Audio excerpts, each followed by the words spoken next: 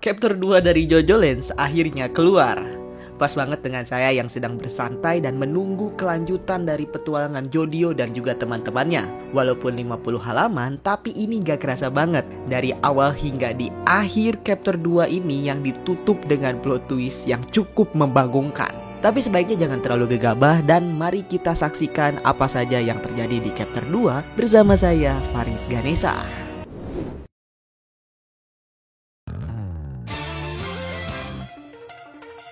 Awal chapter 2 kita diperlihatkan cover di mana ada Jodio yang sedang menunjuk ke arah kita dan dia berada di pulau di mana dia dan krunya memiliki tujuan untuk mencuri permata yang dimiliki oleh orang Jepang.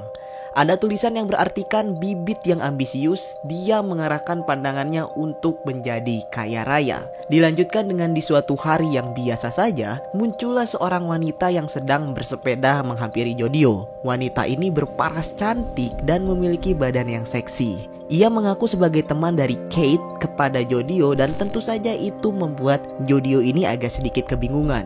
Perasaan ia nggak kenal sama orang yang bernama Kate dan karena nggak kenal juga ia mengusir wanita ini dari pandangannya. Mana ada teteh-teteh dewasa ini mengganggu anak kecil, kan agak di luar nalar.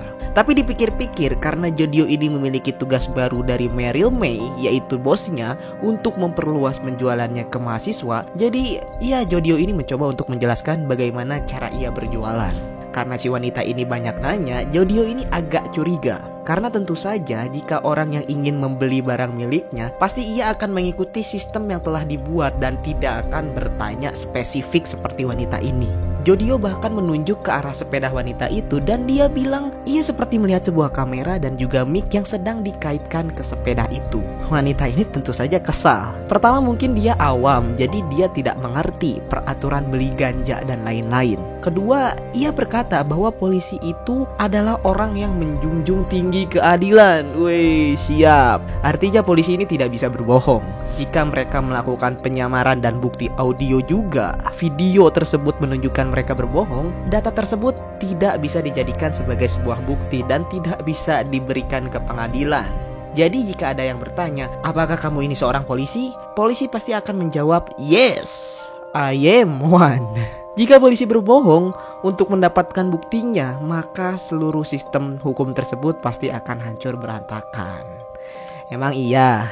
Jadi wanita itu berkata kepada Jodio untuk bertanya kepadanya apakah ia seorang polisi. Karena Jodio ini masih naif, dia masih muda, tidak tahu apa-apa juga. Ia pun menuruti apa yang wanita itu katakan dan menunjukkan letak di mana barang itu berada.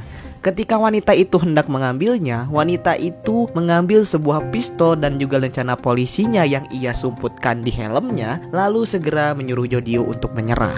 Seperti apa yang Jodio ini curigai, memang di lampu itu ternyata di lampu sepedanya ini memang ada sebuah mic dan juga kamera yang sudah merekam semua kejadian yang terjadi antara wanita itu dan Jodio. Walah, bukti ini sangat kuat untuk tidak lain dan tidak bukan memancing bos dari Jodio dan Panco untuk keluar dari persembunyiannya. Naasnya yang menangkap mereka berdua adalah polisi yang sama yang menangkap Dragona dan juga Jodio. Dan polisi ini benar-benar sakit anjay. Emang Dragona ini kan saya juga kiranya lucu kan.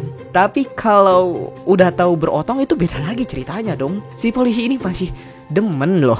Bahkan ia itu nafsu sama Jodio cuy. Wow. Saya gak akan ngomong kata G itu ya. Kayaknya terlalu sensitif kalau ngomong G gitu. Bahaya. Jadi Jodio mulai kesal dengan apa yang polisi ini katakan. Tapi untungnya ia masih berpikir dengan tenang. Jodio memutuskan untuk menghilangkan semua bukti yang ada dan membuat polisi ini panik dan pergi darinya. Ia mengaktifkan stand-nya yaitu November Rain dan melibas habis bukti yang dipegang oleh polisi wanita itu. Ia ingin mengatakan sesuatu hal kepada orang-orang ini, tetapi lebih baik tidak mengatakan sesuatu yang tidak perlu dikatakan.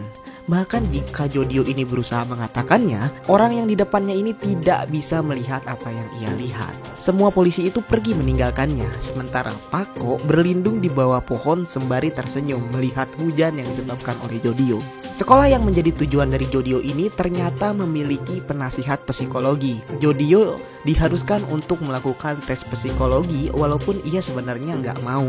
Dan gak enaknya tes ini ternyata memiliki biaya, tidak gratis. Jadi bagi kalian yang masih berpikir nih ya, sekolah itu gratis, iya emang gratis di negeri dan beasiswa juga gratis, tapi kebutuhan lain itu tetap harus bayar bro. Bayarnya pakai money, pakai uang, bukan daun. Kesalahan berpikir bagi kita-kita yang mikir ya semuanya akan dibiayai. Ngomong-ngomong, si dokternya ini bilang bahwa Jodio itu mengidap ASP, Antisocial Personality Disorder, atau singkatnya ya psikopat. Sifat dimana suatu individu atau Jodio yang tidak akan peduli dengan orang lain dan terkadang memiliki sifat yang impulsif, berbohong, melanggar hukum, dan yang paling jelas gampang emosi. Tentu saja setiap orang yang diberitahu seperti itu akan marah dong. Salah satunya Jodio. Dari 20 pertanyaan, 18 diantaranya itu cocok dengan kepribadian Jodio. Contohnya nih ya, Jodio ini kan kurang bisa mengontrol kegiatannya, seperti ia itu bisa marah tiba-tiba. Dan satu lagi, ia kurang merasakan rasa bersalah. Jadi emang bodoh amat sih orangnya gitu. Mamahnya yaitu Barbaraan ngambek dong dan berteriak kepada gurunya bahwa anaknya itu nggak gitu. Mana udah habis duit terus didiagnosa seperti itu. Tapi emaknya ini emang cantik sih. Saya juga jadi mau dimarahin. Apakah Jodio bisa bahagia? Tentu saja Jodio bisa bahagia. Dia bekerja keras, namun fakta dari dunia ini berkata Jodio akan selalu berlari menuju orang-orang yang tidak adil. Hal itulah yang membuatnya kesal.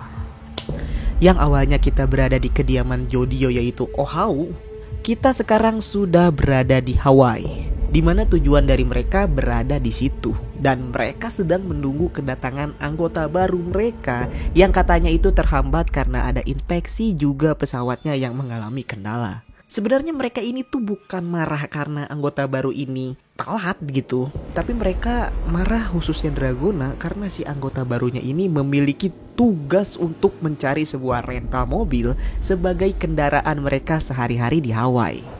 Ditambah sekarang itu udah jam 1 siang, sementara mereka harus mengejar pesawat di sore hari.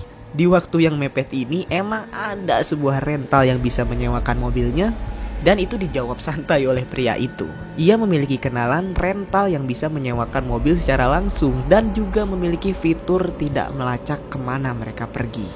Ditambah tidak ada kameranya, jadi aman. Ngomong-ngomong, dia itu bernama Usagi Alohawe. Ia berumur 17 tahun, sementara Dragona 18 tahun, Pako 19 tahun, dan yang paling muda itu adalah MC kita Jodio dengan 15 tahun. Sebenarnya anggota yang lain sudah menghela nafas, tapi karena bos mereka yaitu Meryl May bilang bahwa ia anak baik, jadi ya udahlah. Mereka masing-masing udunan $30. Katanya si Usagi ini sih biar nutup pas biaya rentalnya. Tapi waktu udah ambil mobilnya, Dragona ini ngedenger bahwa tempat mereka sudah mengadakan promosi. Jadi kalau kamu bawa tiket, nanti harga rentalnya itu sehari bisa jadi $90. Ingat, mereka itu udah udunan $30 satu biji. Jadi 4 biji itu 120 anjing. Lumayan $30 untungnya nih. Kang scam anjing dia. Akhirnya beliau-beliau ini sampai di villa tujuan mereka. Mereka mendapatkan informasi bahwa si orang yang memiliki villa ini memang sedang sendirian. Walaupun sebenarnya Pako ini kesal karena ini udah mulai sore. Ia mulai gegabah. Jodio menjelaskan bahwa terdapat beberapa cangkir dan juga minuman yang berada di kolam renang, yang menandakan si pemiliknya ini sedang tidak keluar, tetapi ia sedang berlatih atau sedang berenang. Karena si pemiliknya sedang berenang, tentu saja ruangan lain akan kosong dong, dan tidak akan sampai 15 menit bagi mereka bisa mendapatkan berlian itu. Dragona menginstruksikan krunya untuk menggunakan headphone, dan jika mereka akan berkomunikasi melalui benda itu, jangan sampai sebut nama atau identitas dari tiap kru. Ketika mereka hendak memasuki halaman dari villa tersebut, ada satu kendala, yaitu ada CCTV. Mereka tidak bisa begitu saja masuk, dan itulah dimana Usagi beraksi. Ia pun mengaktifkan stand-nya melalui permintaan dari Dragona. Stand milik Usagi ini bernama The Mate Kudasai. Mate Kudasai ini adalah stand yang mekanikal, lalu berbentuk seperti burung kecil.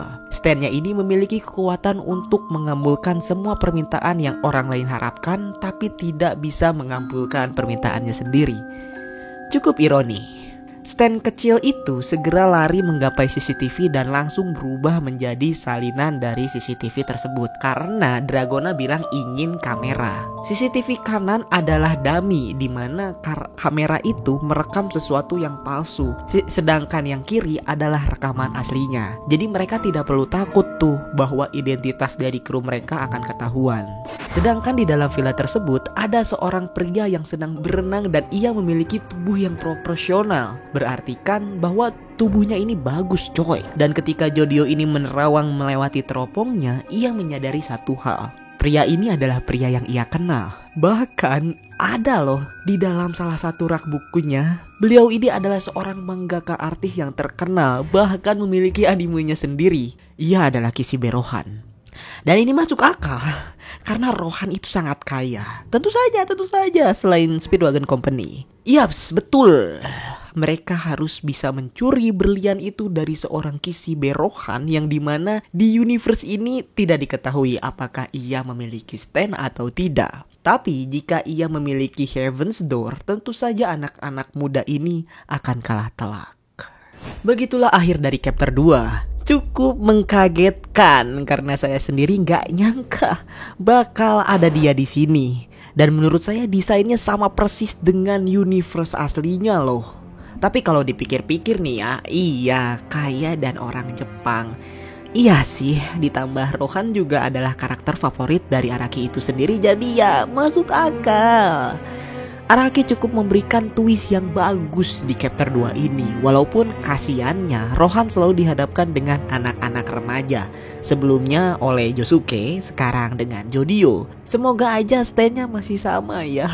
Walaupun agak sedikit gak mungkin, karena ini kan udah beda lagi universe-nya. Ada beberapa pertanyaan baru yang muncul dari awal chapter, di mana November Rain ini apakah bisa membuat orang-orang yang terkena heavy rainnya ini sedikit melupakan kejadiannya? Karena Pako ketika hujan itu sendiri, ia sembunyi di sebelah pohon agar tidak terkena dampak dari kemampuannya. Apa sekedar membuat ya polisi ini lari-lari doang? Kita nggak tahu, tapi sepertinya akan semakin menarik. Panel ketika mereka mendapatkan mobil dan jalan di bawah awan yang indah mengingatkan saya dengan Stone Ocean. Entah mengapa berkaca banget seperti kejadian Jolin dan kawan-kawan setelah Universe Reset. Dan semoga anak-anak ini gak mati ya, karena ya kasihan lah, mereka masih muda, masih belasan tahun coy. Pokoknya teman-teman, buat kalian jangan banyak percaya sama orang. Ya jangan percayalah sama orang. Siapapun itu, percayalah dengan diri kalian sendiri. Karena jika kalian terjatuh, yang pertama menolong kalian adalah diri kalian sendiri. Saya Faris Kanisa undur diri. Terima kasih udah nonton sampai akhir. Maaf teman-teman kalau perkataan saya kurang mengenakan hati kalian. Sampai jumpa di video selanjutnya. Adios.